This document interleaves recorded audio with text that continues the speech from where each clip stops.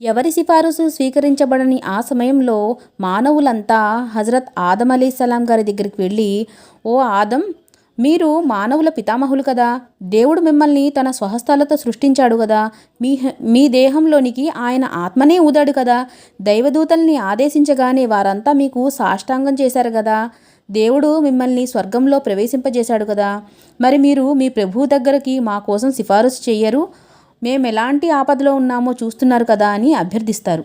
దానికి హజరత్ ఆదం అలైహిస్సలాం గారు ఇలా జవాబు చెప్తారు, ఈరోజు నా ప్రభువు ఇంతకు పూర్వం ఎన్నడూ లేనంత కోపంగా ఉన్నాడు, ఇక ముందు కూడా ఇంత రౌద్రంగానే ఉండడు.